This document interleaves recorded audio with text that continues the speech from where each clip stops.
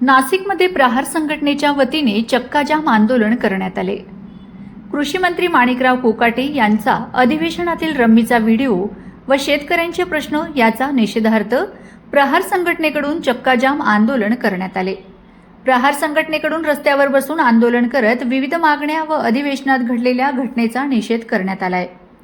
शेतकरी कर्जमाफीसह अन्य मागण्या तात्काळ पूर्ण करा, विधानसभा निवडणुकीत दिलेल्या आश्वासनाप्रमाणे 7/12 कोरा करा, अशा विविध मागण्या प्रहार संघटनेकडून आंदोलनात करण्यात आल्यात। News world Marathi 24 Nashik. आदरणीय बच्चू कडू यांच्या नेतृत्वाखाली त्यांनी दिलेल्या इशाऱ्यानंतर महाराष्ट्रातल्या प्रहार संघटना असेल, सर्व समविचारी शेतकरी संघटना असतील, सामाजिक संघटना असतील, यांच्या वतीने आज महाराष्ट्राच्या कानाकोपऱ्यात रास्ता रोको आंदोलन करण्यात येत आहे। शासनाला इशारा देतोय की ही शांततापूर्वीचं वादळ आहे, आपण लक्षात घ्या। या शेतकऱ्यांच्या प्रश्नांबाबत जर आपण गंभीररित्या स्वरूपात जर दखल घेतली नाही तर येणारा काळ ह्या राज्यकर्त्यांना रस्त्यावर फिरू देणारा नसेल आणि त्याला सर्वस्वी जबाबदार सुद्धा तुम्हीच असाल। कारण आताच अधिवेशन झालं, अधिवेशनामध्ये फक्त गुद्दागुद्दी, एकमेकावर आरोप प्रत्यारोप, रम्मी सारखे गेम खेळणं, या गोष्टींवर ते अधिवेशन संपलेलं आहे। त्या अधिवेशनामध्ये शेतकऱ्यांच्या हिताचा एकही प्रश्न सोडविला गेला नसल्यामुळे राज्यातला शेतकरी संतप्त आहे आणि पुन्हा एकदा एल्गाराची भाषा शेतकऱ्याच्या वतीने होते। ही राज्याचे मुख्यमंत्री देवेंद्रजी फडणवीस साहेब यांनी ओळखावी आणि शेतकऱ्यांचा प्रश्न तात्काळ सोडवा। अहो, तुम्हाला मागतोय का आम्ही कर्जमाफी द्या, नसेल देत तर स्वामीनाथन आयोगाची अंमलबजावणी करा, कोणतं तरी एक करा, पण हे दोन्ही करायला तयार नसल्यामुळे फक्त शेतकऱ्याला मताच्या दृष्टिकोनातून डोळ्यासमोर ठेवणाऱ्या या सरकारला येणाऱ्या काळात याचे परिणाम भोगावे लागतील।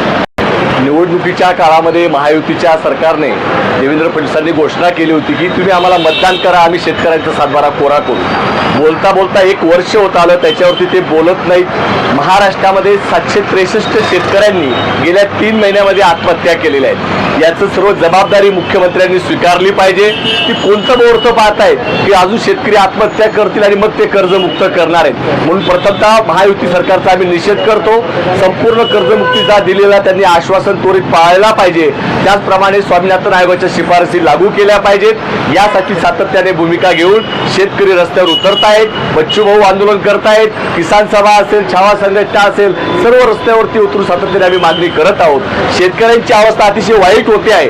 पीक कर्ज सुद्धा शेतकऱ्यांना महाराष्ट्रातल्या 22 जिल्हा बँका देऊ शकत नाहीत, कारण त्या सहकारी बँका सर्व अडचणीमध्ये आलेल्या आहेत आणि याला जबाबदार देवेंद्र फडणवीस आहेत। हा आमचा त्यांच्यावरती आरोप आहे। त्यांनी सांगितलं कर्जमुक्त करू, त्याच्यामुळे शेतकरी कर्ज भरत नाहीत आणि दुसऱ्या बाजूला शेतकऱ्यांना पीक कर्ज मिळत नाही आणि म्हणून महाराष्ट्रातला सहकार चळवळ बदनाम करण्याचा आणि मोडीत काढण्याचा दावा हा संपूर्ण महायुतीचा आहे का, हा खरा प्रश्न आहे। पण शेतकऱ्यांना संपूर्ण कर्जमुक्तीचा निर्णय त्वरित करावा, अन्यथा येणाऱ्या काळामध्ये महाराष्ट्रातील सर्व शेतकरी संघटना एकत्र येऊन भव्य असा आंदोलनाचा इशारा आज आम्ही देत आहोत आणि सर्व शेतकरी एकत्र येत आहेत। शेतकऱ्यांचा अंत देवेंद्र फडणवीसांनी पाहू नये हा इशारा आज आम्ही देत आहोत।